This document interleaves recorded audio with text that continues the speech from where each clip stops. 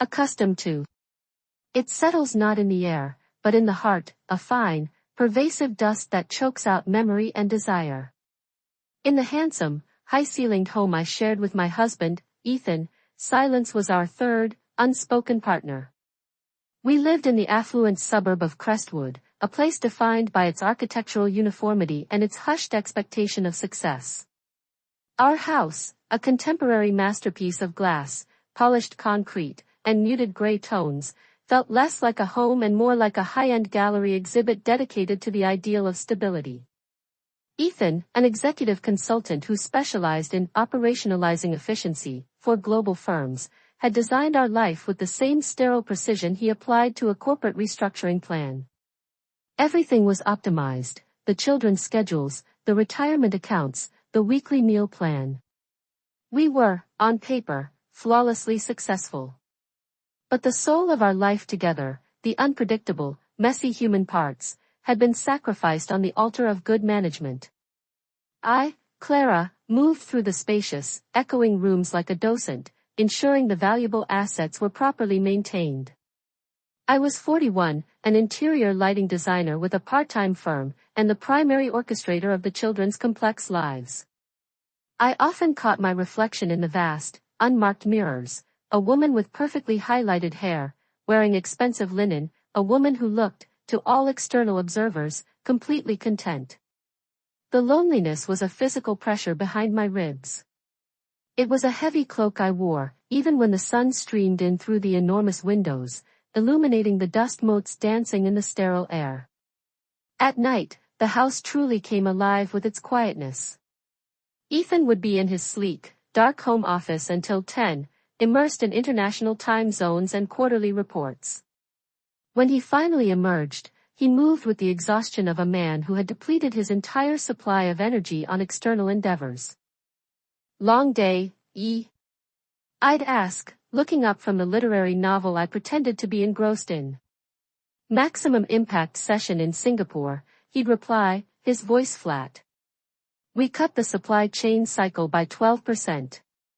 Huge win." He spoke of victories that had nothing to do with us. He spoke of success that offered me no comfort. He was a pillar of stability, yes, but a pillar cannot be leaned on for warmth. He would kiss me lightly on the forehead, a gesture of ownership, not affection, and disappear into his shower. By the time he was in bed, I would often fake sleep, desperate to avoid the polite, detached conversation that felt more exhausting than genuine argument. Once, months ago, I had tried to bridge the gap. I had slipped into the bed wearing a silk chemise, reaching for him, my hand resting tentatively on his arm. He stirred, blinking slowly, his eyes still distant. "Clara? Is everything all right? Is one of the boys sick?" "No," I whispered, leaning closer, I missed you." He turned onto his side, facing me, but his expression was analytical. "I'm sorry, honey. I'm just completely spent. I had to restructure the entire German team before market close. We'll be better positioned next quarter." He patted my shoulder, the exact same pat he gave our 7-year-old, Leo, before school, and was asleep within minutes. That night, I did not cry. I simply stared at the perfect gray ceiling, listening to the rhythmic, steady breathing of the man who had traded his soul for efficiency. I understood then that the spontaneous, goofy, passionate man I had married, the one who would pull me into a spontaneous dance in the kitchen or quote silly movie lines until I cried with laughter, had not left me for another woman. He had left me for a career. Our marriage was a perfectly managed, low-risk portfolio. I was the expensive asset, admired for my value, but never truly seen. I was Clara, the wife, the mother, the asset. And I was starved. Chapter 2, A Vibrant Color. The opportunity for escape arrived not as a sudden temptation, but as a professional commission. My firm was retained by the renowned Ether Gallery, which had just opened its new wing downtown, dedicated to contemporary conceptual art. The curator who commissioned the work was Julian Kincaid. I met him on a cold Tuesday morning in the bare, cavernous space of the gallery. Julian was immediately striking, not with Ethan's tailored, corporate polish, but with a vibrant, lived-in style. His dark hair was habitually messy, and he wore a linen shirt beneath a tweed blazer, smelling faintly of pipe tobacco and old paper. While Ethan only ever discussed lumens and ROA, Julian spoke of light as an emotion. "I don't want mere illumination, Clara," he said, gesturing expansively at the concrete walls. "I want the light to act as a foil for the shadow. The shadow, after all, is where the real story lives." He saw me, instantly, not just as the designer who could deliver the specs, but as a fellow artist who understood the subtle language of space. "You're arguing for drama, then," I said, feeling a dormant part of my brain flicker awake. "The stark minimalism is a deliberate deception. We make the light so precise that the absence of it feels intentional, even painful."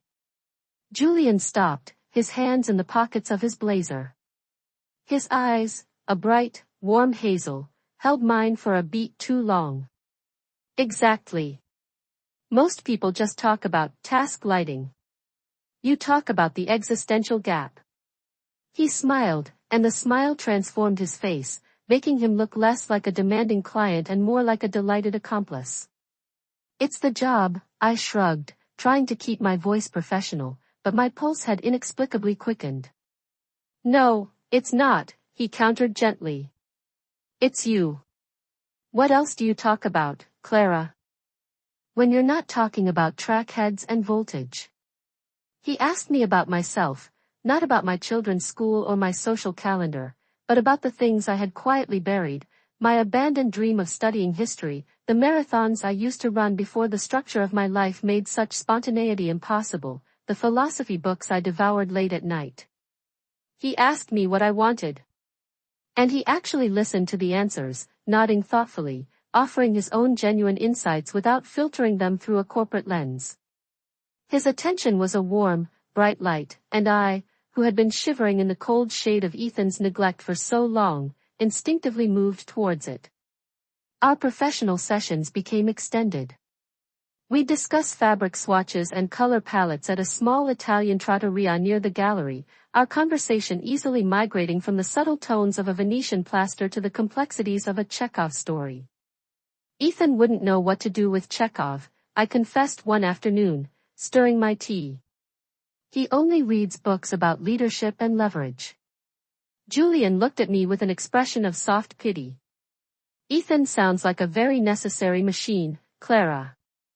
But machines don't appreciate nuance." That word, nuance, resonated deeply. Ethan's world was black and white, 0 and 1, efficient or inefficient. Julian lived in the messy, beautiful spectrum between. The physical separation from Ethan's sphere of influence during the day felt like a holiday from myself.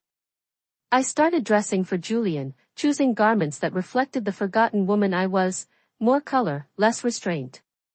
I laughed more easily, a sound that felt alien in my own chest.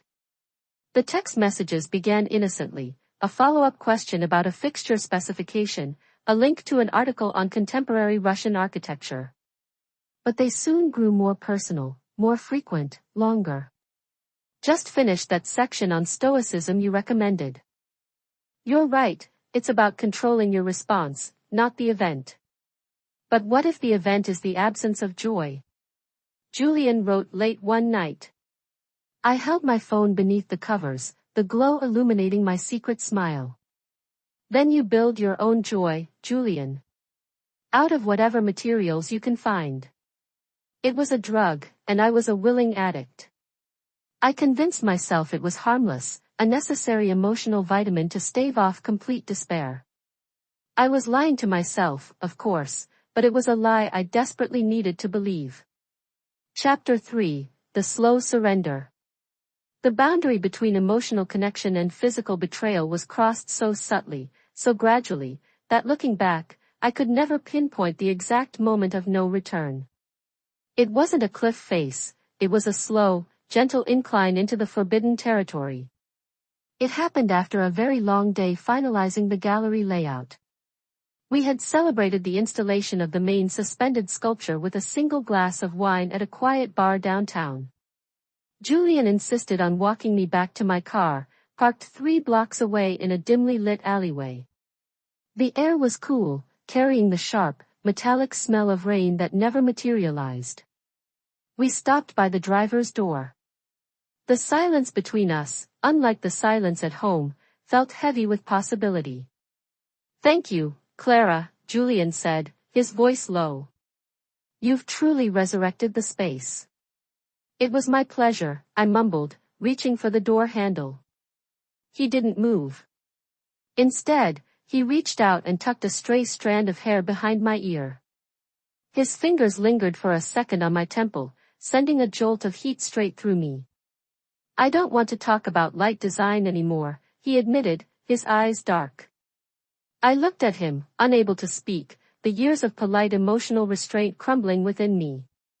He leaned in, his movements slow and deliberate. It wasn't a kiss of aggressive passion, it was a kiss of profound recognition. A quiet, terrible step over a line I never thought I'd cross. The next time, it was a planned escape. I called Ethan while he was on a conference call in his office, telling him I was needed urgently at the gallery to supervise a difficult delivery. It was a flawless fabrication. The guilt was immediate, a heavy stone in my gut. But when I stepped into Julian's minimalist apartment, a space filled with art, books, and the chaotic evidence of a life lived for pleasure, not productivity, the stone lifted. His attention, the way he looked at me, was a temporary antidote to years of emotional starvation. The affair became my second, secret life. It was wrong. I knew it with every fiber of my being. And yet, the crushing weight of the loneliness I felt at home was somehow less powerful than the fleeting joy Julian offered. I became a master of deception. I deleted text messages immediately after reading them. I used cash for any expense that might raise an eyebrow. I invented a difficult, demanding client whose crises conveniently coincided with my time away. I learned to look Ethan directly in the eye and fabricate a story, my heart hammering against my ribs like a trapped bird. Ethan never suspected a thing. His trust in me was absolute. A fortress I was betraying from within. He was too consumed by his external world, too secure in the knowledge that his life was perfectly managed, to look for cracks. Or so I thought. Chapter 4, The Pendulum Swings. The strain of living a double life began to manifest in the domestic sphere. The guilt, far from making me softer or more grateful to Ethan, made me brittle and volatile. I began compiling a case against him in my head, a desperate attempt to justify my own actions. I started picking fights over trivial things. A shirt left draped over the back of the chair. A bill misplaced on the counter. The list of his faults became a self-defense mechanism. He was distant. He was unavailable. He drove me to it. "You know, Ethan, the lawn needs edging. It's starting to look messy," I said one Saturday morning, my voice sharper than I intended. He looked up from his tablet, where he was reviewing a complex financial model. "I have the yard service coming next week, Clara. It's on the schedule." "Why the urgency?" It's a reflection of how little attention you pay to what's happening right here," I snapped, gesturing around the perfectly manicured, expensive room. He simply frowned, a crease forming between his brow, the expression of a man whose orderly system was being momentarily, irrationally interrupted. "I pay attention to everything that matters, Clara." He returned to his model. "The metrics are green." His calm, systems-oriented dismissal felt like a deliberate provocation. I wanted him to yell, to argue, to show some human, messy emotion that would validate my escape. But he never did. He was a rock, impassive and unwavering, and I was the desperate tide, eroding my own shoreline in vain. The worst part was the impact on our children. I swung wildly between resentment and suffocating affection. I'd be short-tempered with 10-year-old Mark for leaving his backpack by the door, and then, Immediately overwhelmed by self-loathing, I would smother both Mark and 7-year-old Leo with elaborate baking projects and overly generous gifts. I was a fractured mother, constantly overcorrecting for my own deep, unforgivable flaw. My life became a meticulously curated performance, and the psychological toll was exhausting. I was living at a sprint. One evening, I returned home from an afternoon with Julian, feeling drained and elated simultaneously. I had told Ethan I was driving to a supplier meeting 3 hours away. It was 7:30 p.m. I walked into the kitchen, the scent of Julian's cologne still faint on my scarf, and saw Ethan preparing dinner. He wasn't wearing one of his expensive tailored suits. He was in a comfortable Henley shirt, calmly chopping vegetables for a stir-fry, a task he rarely engaged in. The boys were setting the table, chatting easily with him. It was a tableau of domestic perfection, and it felt like a trap. "Wow, dinner is almost ready," I said, forcing lightness into my tone. "I thought you had that late call with the Shanghai team." He glanced up, the knife pausing mid-slice. He didn't smile. He just looked at me, his gaze focused, unwavering. "I pushed it back," he said, his voice level. "It was highly recommended by my coaching team that I prioritize domestic connection time this week. Improved productivity through work-life integration." His explanation was perfect, logical, systems-based, utterly devoid of warmth, yet it chilled me.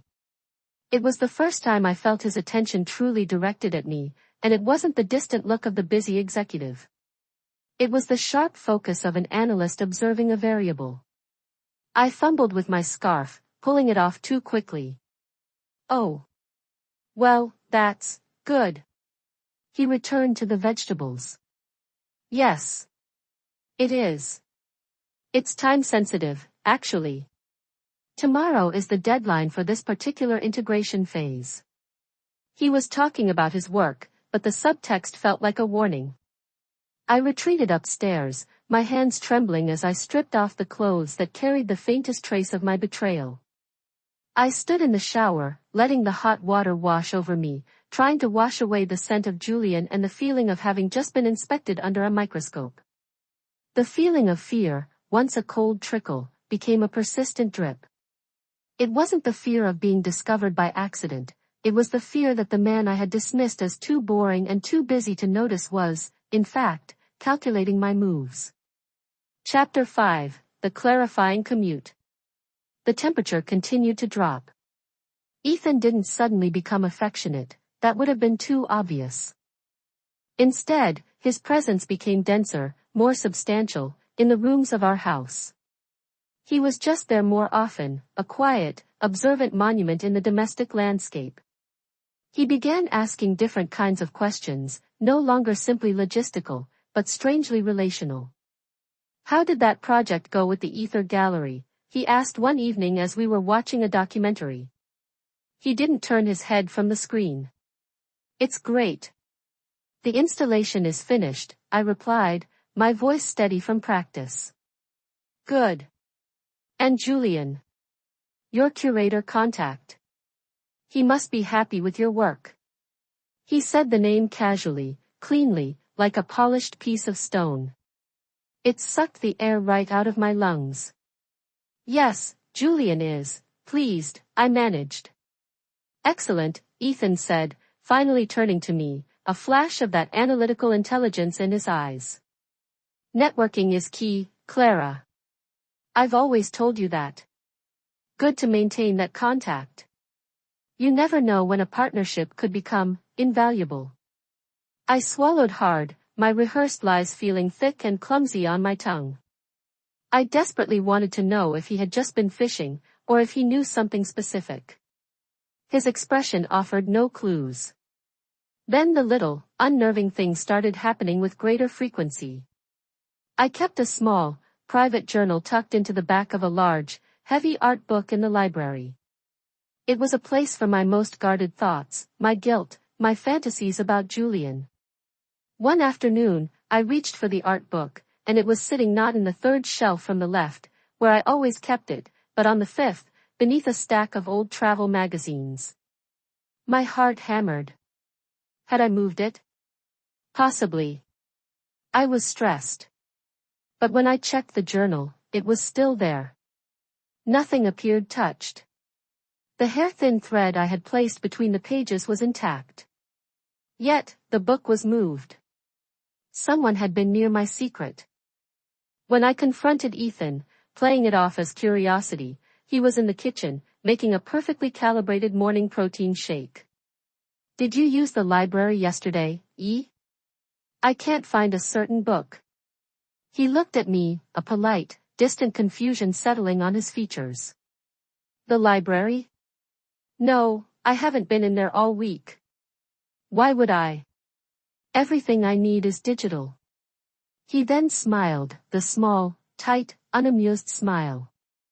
Are you forgetting where you put things, Clara? That's odd. You're usually so organized.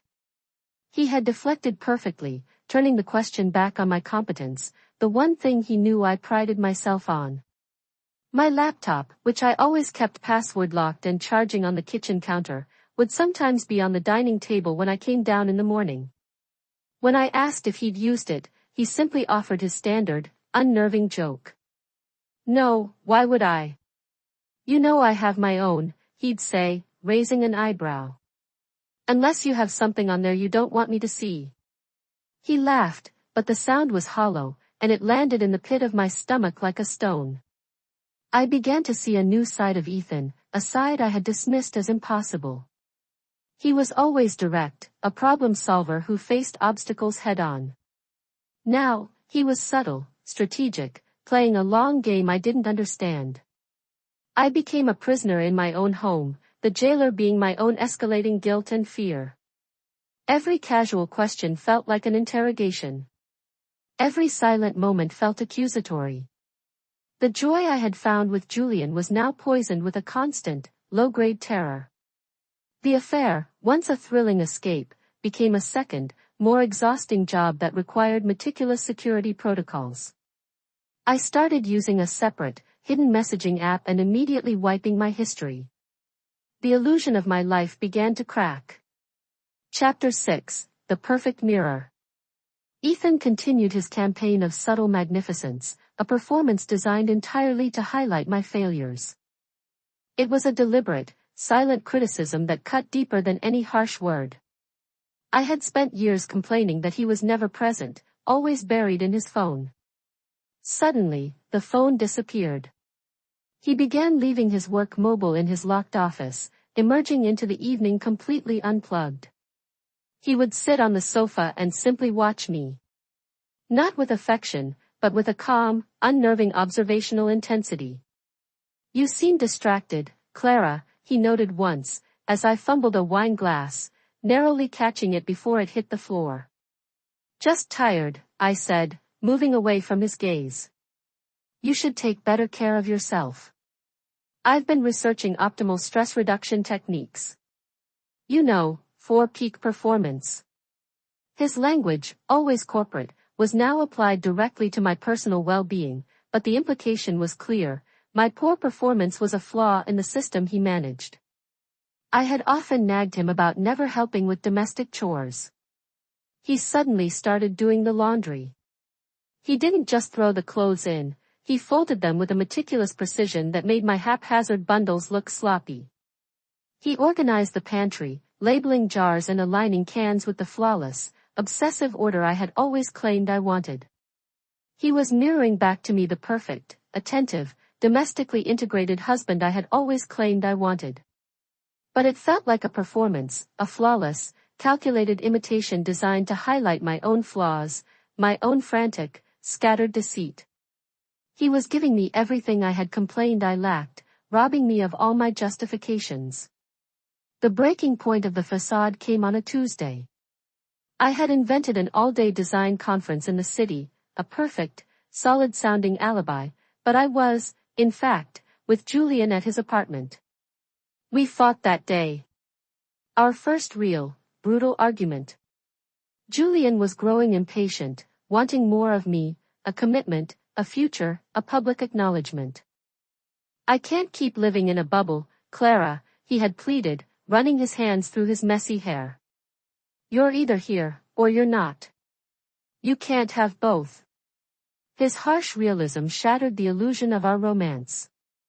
It was impossible, I knew, and the weight of my two lives, the false one at home, the desperate one with Julian, finally crushed the joy out of the affair. I left his apartment feeling utterly drained and miserable, the intoxicating elixir replaced by a bitter aftertaste. I drove home hours early, my head throbbing, hoping to slip upstairs unnoticed and hide my despair in a shower. But Ethan was waiting. He wasn't working. He was simply sitting in his favorite armchair in the living room, reading a book. Not a corporate manual, but a classic paperback. The single-floor lamp was on, casting a warm glow around him.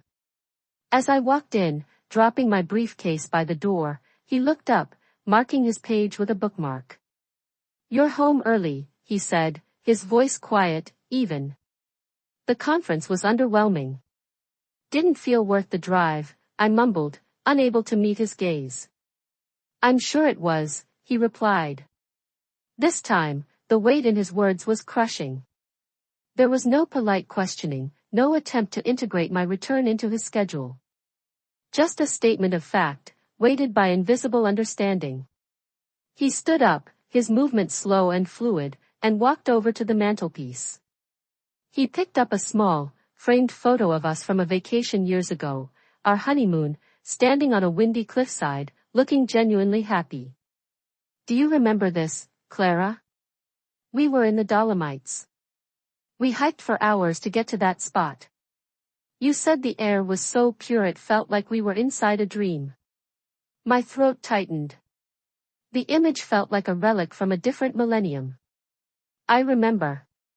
He put the photo down carefully, precisely. He didn't look at it again. He turned to face me. I was thinking today, he said, his hands clasped loosely in front of him. About leverage, actually. It's an interesting concept. In consulting, we talk about leverage points, the one small area where maximum pressure yields maximum return. He took a step toward me. In a marriage, I think the ultimate leverage point is trust. It's the foundation of everything. The whole structure rests on it.